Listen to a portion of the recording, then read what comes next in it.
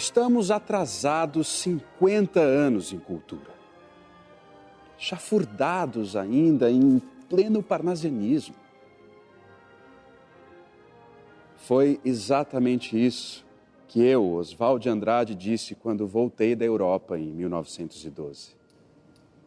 Claro que naquela época eu ainda estava vivo. Hoje, bem morto e enterrado, só me restam essas memórias póstumas. Mas não se engane, não são memórias melancólicas de um anarquista enrugado, não. São lembranças de um jovem revolucionário que acabava de chegar a São Paulo depois de uma viagem pela modernidade europeia. Eu explico. Estávamos no início do século XX. O mundo estava mudando rapidamente. Luz elétrica, cinema, indústrias, automóveis, fotografia.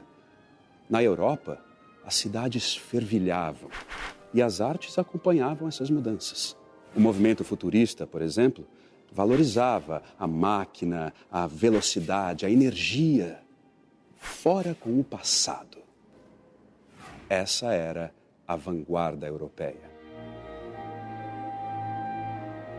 A Europa, no começo do século XX, estava em plena efervescência. E os artistas brasileiros que iam lá, é claro que eles bebiam dessas novas ideias que estavam fervilhando, estavam fazendo verdadeiras revoluções em termos estéticos. Ou seja, era um dos momentos assim, de ruptura mais ricos da história das artes plásticas mundiais. No Brasil, as coisas também andavam para frente, principalmente na economia. Em São Paulo, o dinheiro da cultura cafeeira financiava o início da industrialização. Mas na arte estávamos empacados. Os poetas brasileiros eram engessados no parnasianismo, na regra da métrica, da rima, e imitavam os franceses na sua perfeição pedante.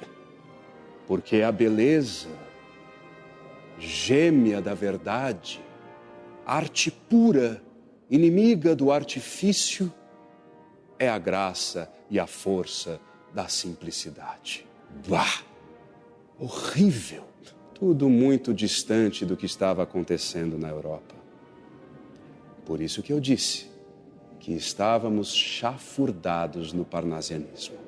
Os artistas estavam ainda fazendo obras de arte, principalmente na pintura, vamos dizer assim, seguindo os preceitos da Academia de Belas Artes. Você tem uma pincelada acadêmica mais fechada, mais usando tons escuros, né? Os temas também representam o nacional, mas o nacional com características europeias, né? Você tem pintura histórica também, né? As cores. A arte acadêmica também coloca a figura principal no centro da tela, né? Então, tudo isso, com a arte, com o modernismo, isso vai mudando. Então, a pincelada é mais solta, mais colorida. A arte não é mais representação fiel da realidade, não é fotografia. Então, isso vai descolando, vai se distanciando. E é por isso que choca, é por isso que é diferente, é por isso que é inovador. Foi para essa São Paulo, culturalmente parada no tempo, que eu voltei em 1912. Mas eu não estava parado. Logo comecei a divulgar a arte moderna no meu jornal, O Pirralho. E eu não estava sozinho. Em 1913, o artista lituano Lazar Segal expôs em São Paulo seus quadros com influência do expressionismo alemão. No ano seguinte, Anita Malfatti fez sua primeira exposição individual. E 1917 foi mágico. Conheci meu grande amigo Mário de Andrade. E foi o ano da segunda exposição da Anita. A exposição de 1917 da Anita Malfatti ganhou as manchetes e teve uma repercussão muito grande, justamente por causa da crítica do Monteiro Lobato, Paranoia ou Mistificação, a respeito da exposição da Anita Malfatti, que foi publicada no jornal Estado de São Paulo, e ele disse que ela extrapolava um pouco na medida em que tentava imitar o que estava se fazendo lá fora, né? Essa questão do expressionismo muito forte, que teve assim, um impacto, uma influência muito grande nos caminhos artísticos da Anitta nesse primeiro momento. Logo depois dessa exposição de 1917, Anitta se juntou ao nosso grupo.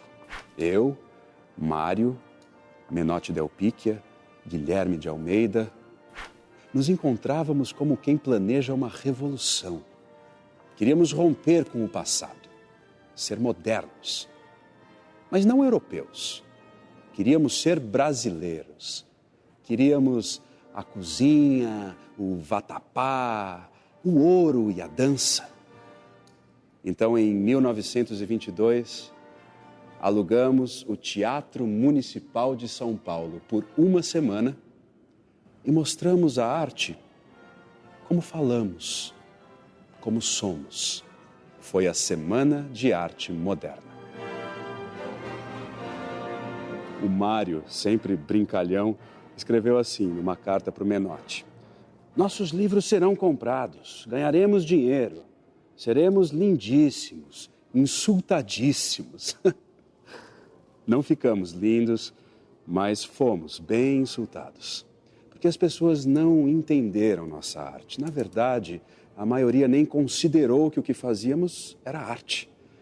A começar pelas obras expostas aqui, no saguão de entrada.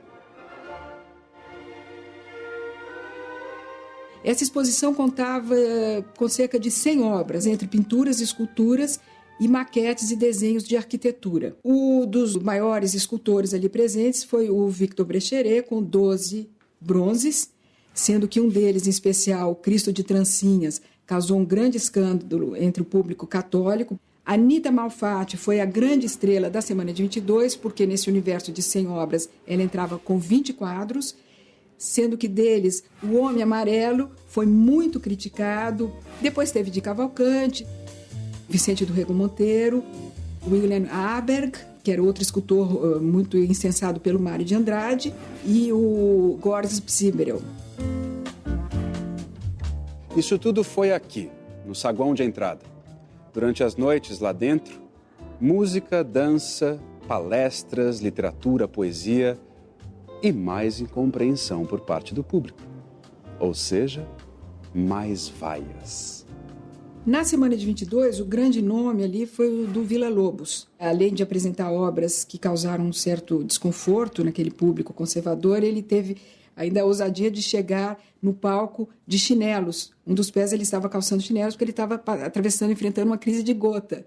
E aquilo foi, obviamente, visto pelo público como uma grande provocação, né? E houve vaias, as pessoas realmente não estavam preparadas para aquele tipo de proposta musical. Além dos nomes como Mário Oswaldo de Andrade, Menotti Del Picchia, o poema do Manuel Bandeira, Os Sapos, foi lido pelo Ronald de Carvalho e, evidentemente, também causou alvoroço na plateia, né? Onde já se viu falar de um bicho tão feio, asqueroso como o sapo, transformar aquilo num poema para uma sociedade que estava acostumada com os românticos, com o simbolismo. Foi um estrondo.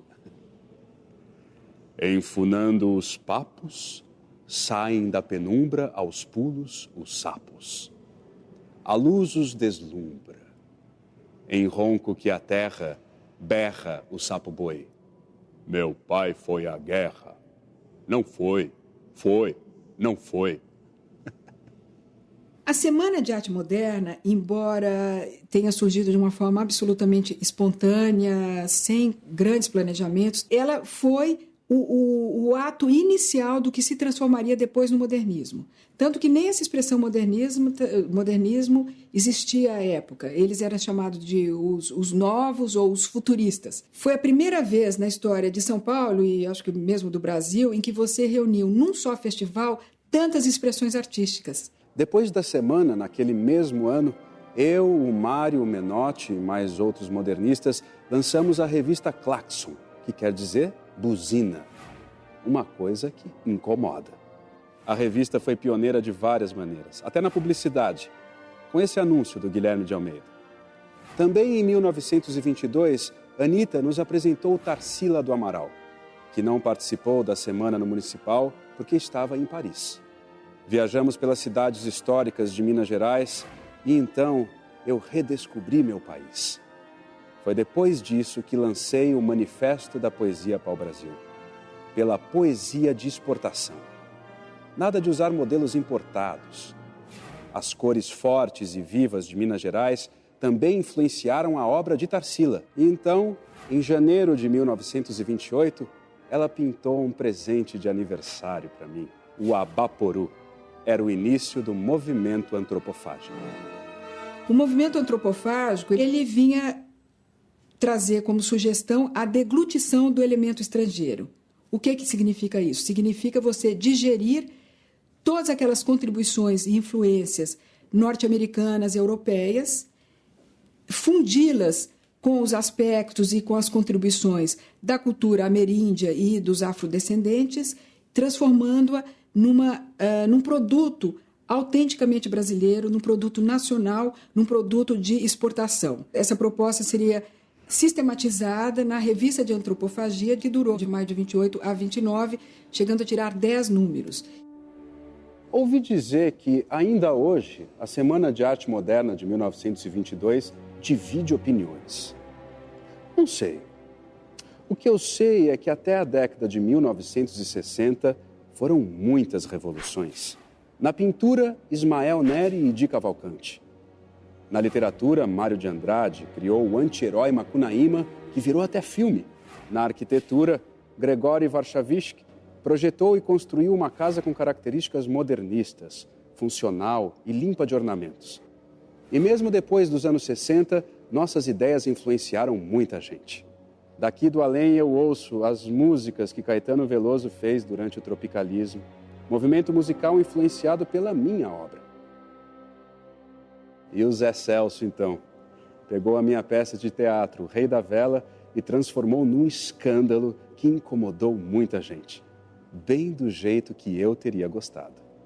A Semana de Arte Moderna, ela é um dos acontecimentos mais estudados, pesquisados, há teses, livros, artigos a respeito, e, sem dúvida alguma, ela teve a sua grande importância, embora tenha sido muito mistificada e acabou colocando numa zona de sombra tudo o que a antecedeu, que, é claro, nada surge por geração espontânea.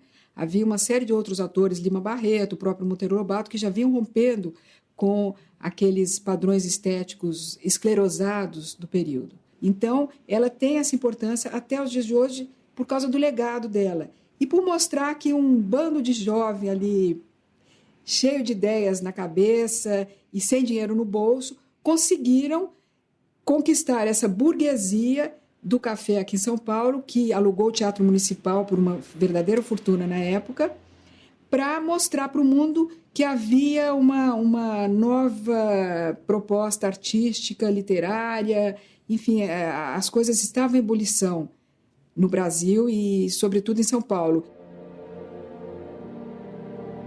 Eu acho que vocês que estão vivos é que têm que tirar suas conclusões.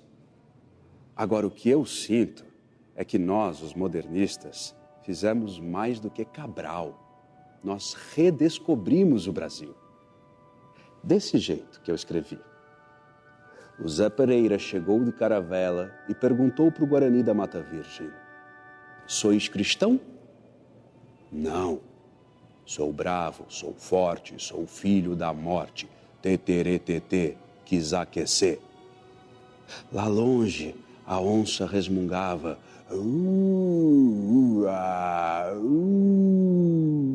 O negro zonzo, saído da fornalha, tomou a palavra e respondeu: sim, pela graça de Deus. Canhembaba, canhembaba, cum, cum. E fizeram o carnaval.